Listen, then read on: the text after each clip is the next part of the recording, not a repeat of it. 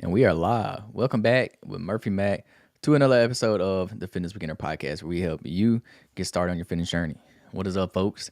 Happy Monday, everybody. I apologize. I forgot to do the podcast last night. So I'm recording this on Monday, but hey, we're still getting it done. We're going to post it up for y'all. It'll be ready to go Monday morning next week. But yeah, today's topic is going to be about mindful movement. So you may be asking, what is mindful movement? Like, what even is that? What does that mean? It simply just means being present and intentional with how you move your body throughout the day. So something that I think is very important that is kind of slept on in your fitness journey is just being mindful about how you're moving throughout the day and increasing that, doing other things to increase the way you are moving throughout the day, because it can have a long-term effect on your fitness journey and on your health. And as we get into it more in the podcast, you'll see why. But yeah, we're going to go through and give you some different ideas of what you could do throughout your day to help you move more, why it's important, why you shouldn't be sitting all the time, and things like that. So let's go ahead and hop right into it. So movement isn't just about your gym sessions. It's not just about working out, running. It's about what you do throughout your entire day. So what you'll realize is your workouts or your running or your cardio, whatever you're doing that day, it's a very, very small portion of your day. It may be an hour, maybe 30 minutes, 2 hours max, but it's a very, very small portion of it. And if we're being honest, you don't really burn that many calories during a workout. Yeah, you burn more than you normally would in a normal hour, but you don't really burn that many in the grand scheme of things compared to how many you're consuming. So how can we burn more calories throughout the day? Well, we can move more throughout the day. And no, I don't necessarily mean working out more. We don't need to work out twice or 3 times, or, you don't have to do that all day. But you can move your body more, being intentional about it. And this is easy ways to burn more calories, to stay healthier, keep your body loose, stretch, things like that. So it's going to be good to not just focus on your workouts, your cardio sessions, your running, whatever it is you're doing. Also focus on what you're doing the rest of the day. So we'll just say your workout's 1 hour of the day. Well, guess what? You have 23 other hours of the day that you could be doing stuff to improve your health, to burn calories, and to get moving. So sedentary lifestyles have become the norm, especially with the way jobs are nowadays. A lot of people have office jobs. That's me. I'm one of those. I work at a desk most of my day, not all day, but most of my day I'm at a desk. So I'm pretty sedentary while I'm at work. And I know a lot of other people are this way too. And it's not good for our health. It's leading to numerous health issues. Some of these may be increased risk of obesity, cardiovascular disease, poor posture, chronic pain. I mean, there's all kinds that sitting all day is bad for you. I've heard the quote several times that sitting is the new smoking. Like, sitting is almost as bad for you as smoking is. I know that sounds kind of crazy, but it's true. In the long term, it's true.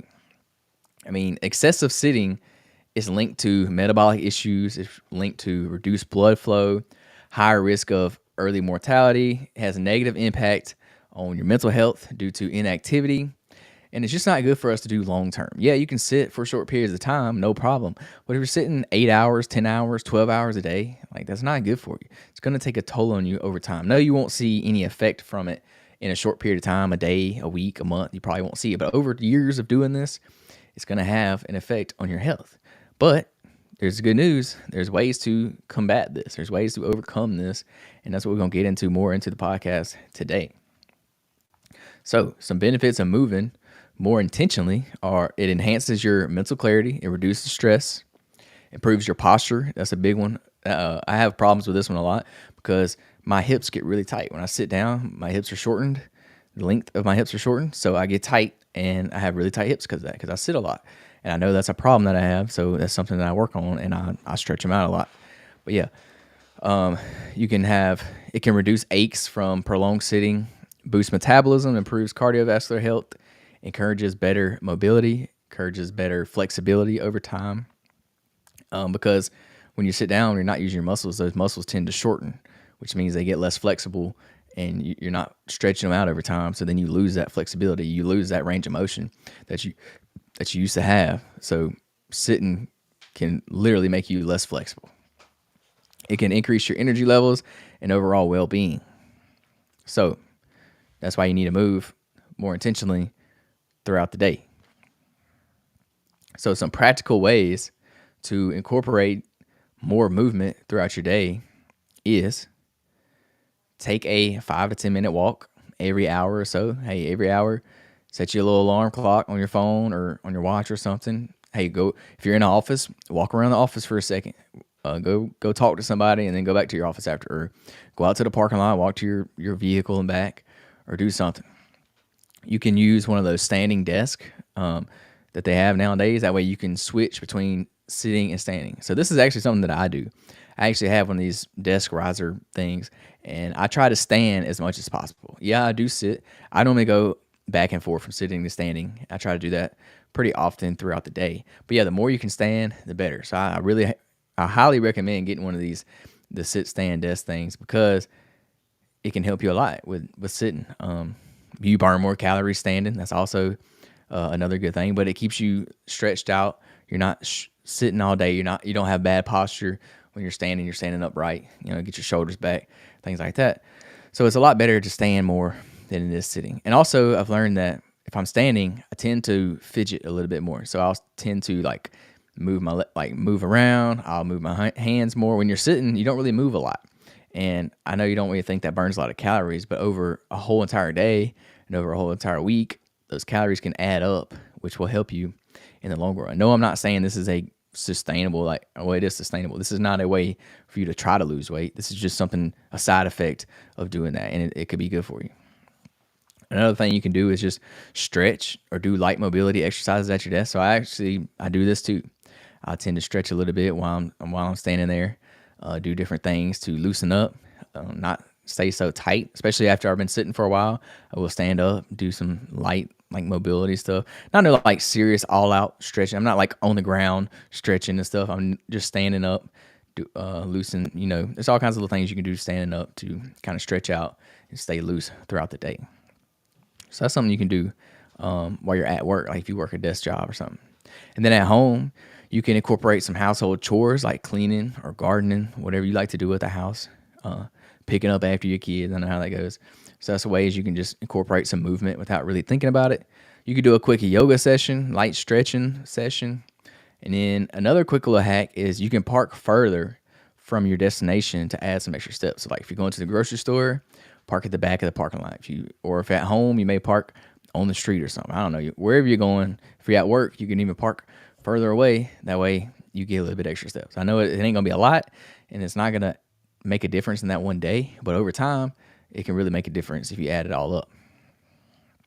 So another thing to do in your daily routine is, instead of taking the elevator, take the stairs.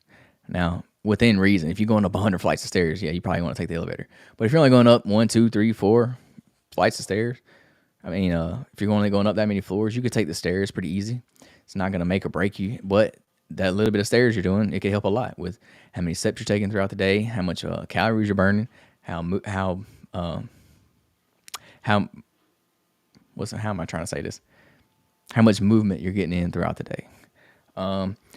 If you live close to some stores, instead of driving, you could walk or you could bike. If you live in a city or something, you could definitely do this instead of driving to run your errands, whatever it may be that you're doing. You could walk or bike. Those are good things to do. Or if you're really creative and you're really out there, you could do roller skating or skateboarding or something like that. Get some Heelys if you want to. Throwback right there. But yeah, just try to make intentional movements part of your hobbies. So I said, if you like playing sports, you're getting a lot of exercise in doing that. If you like dancing, that's obviously a good little exercise when it don't really seem like it. If you're playing sports or dancing, you're doing something fun. Yeah, it's fun, and it don't seem like exercise because you're not thinking of it as exercise. You're thinking of it as that sport or that hobby, whatever you're doing. So it actually turns out to be a win-win. You get to have fun and you get to exercise all at the same time. So I highly suggest finding you some kind of recreational sport or something like that you like to do. So there's a connection when it comes to mindful movement and when it comes to long-term health. So it can build habits that support longevity and vitality. So I know it don't seem like a lot right then when you do it, but if you do this for years, it adds up over time. It builds up over time, and it creates sustainable habits that you can do to burn more calories, to stay more active, to be more mobile, to stretch, and things like that. And over the long term, it will have a big effect on you. It may not have an effect that single day, but it helps in the long term. Especially if you're one of these people that sit all the time, like if you work at a desk, you've probably experienced some of these things. Like you probably feel you're slumping over in your chair, your legs feel real tight, your hips are probably tight. You may have your neck may be rounded forward a little bit from looking at a screen all day. I know I kind of tend to do that myself, so I always try to make sure to pull my shoulders back. Try to have good posture, sit straight up and down instead of slumping backwards in the chair, or also leaning forwards.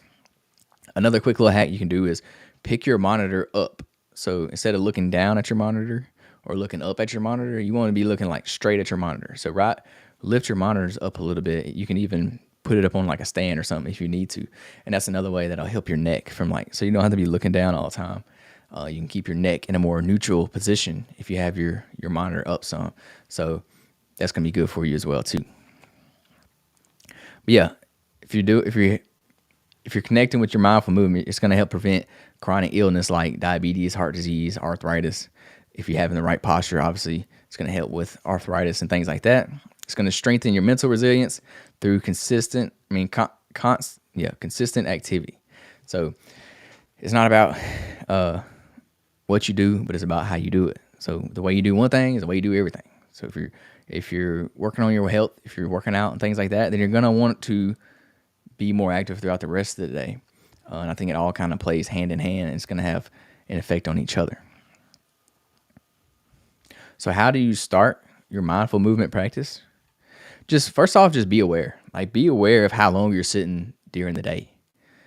A good way to do this is use reminders or use apps to encourage breaks. So I know the Apple Watch will tell you, like, it's time to stand up sometimes. It'll tell you that. You can even add your own reminders, like in your reminders app or something.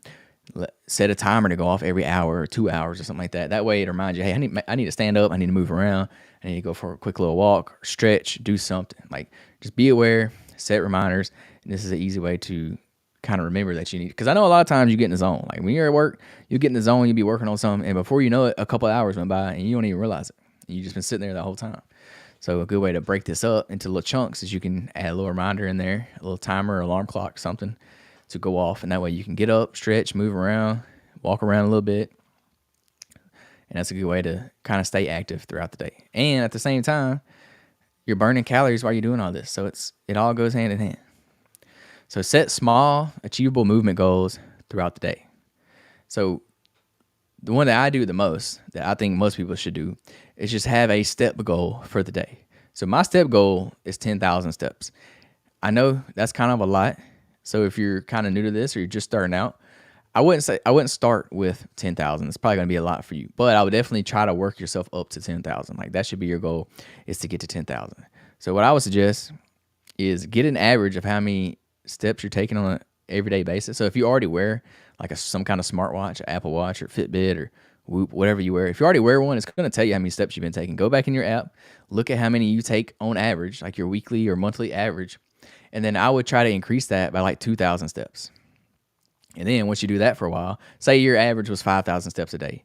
Well, you want to increase it to 7,000. And then once you get pretty consistent at hitting 7,000, bump it up to 8,000. And then when you get consistent with that, bump it up to 9, and then so on until you get to 10. I think 10 is a good kind of round number to be at. It's good where it's kind of enough. Like, if you want to get 10,000 steps a day, you have to actually make it a point to go and walk, like to get more steps in. Because if you just do your normal day, you're not going to get 10,000 steps in unless you like have a very demanding job. Unless you like work construction or something, then yeah, you probably will get 10,000. But if you work a desk job like I do, you're definitely not getting 10,000 unless you actually like are mindful about it and you go and walk throughout your day. And it's easier to get these steps in like throughout your day a little bit at a time instead of just after work just going for a long walk. Hey, if that's what you have to do, then do it. Like, if you got to go for an hour walk when you get home, hey, I go for it. I recommend that. But you don't have to do that. You can get these steps in throughout the day just a little bit at a time. Maybe 500 steps here, 500 steps there.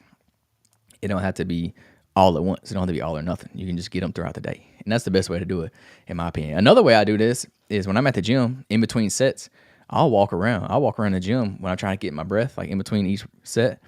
I'll walk around. Before I know it, before I leave the gym, I'll have 5,000 steps before I leave the gym, just from walking around the gym. So that's another little hack that I do.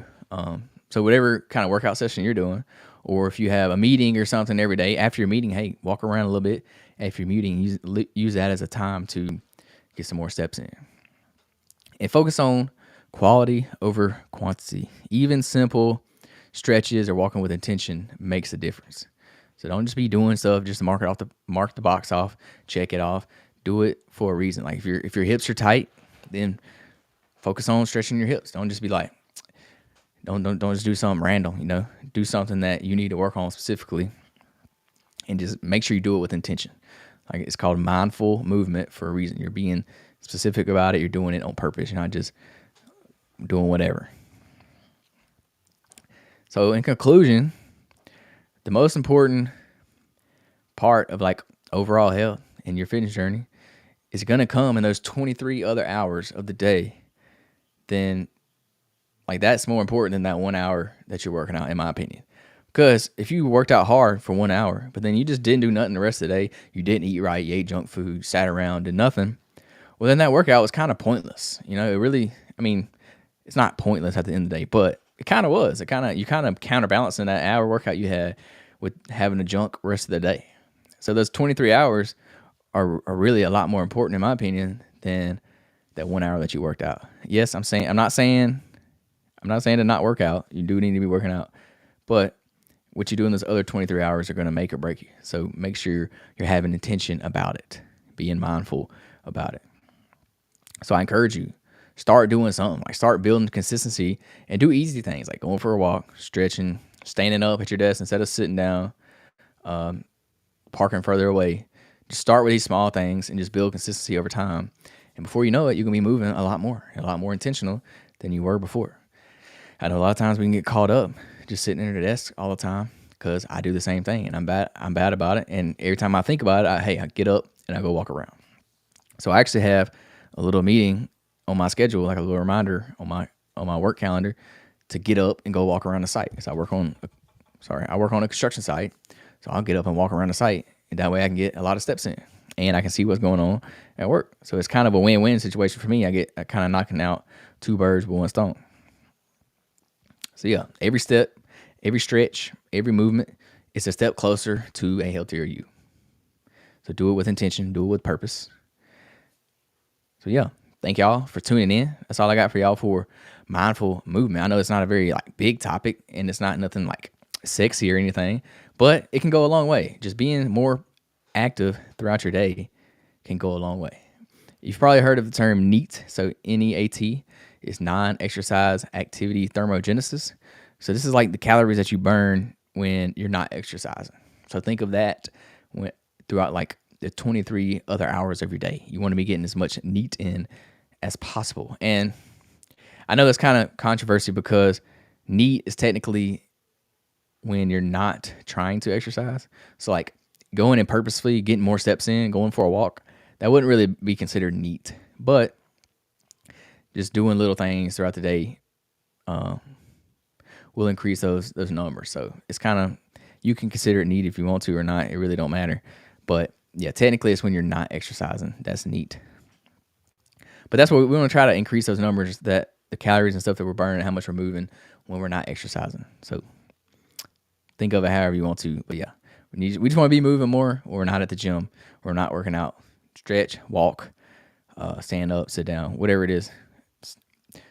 Sitting is the new smoking. And that's like going to be a term you probably hear a lot here in the near future, because more and more people are working, sitting down, working remote. A lot of people working at home nowadays. So you're definitely sitting down, probably on the couch. So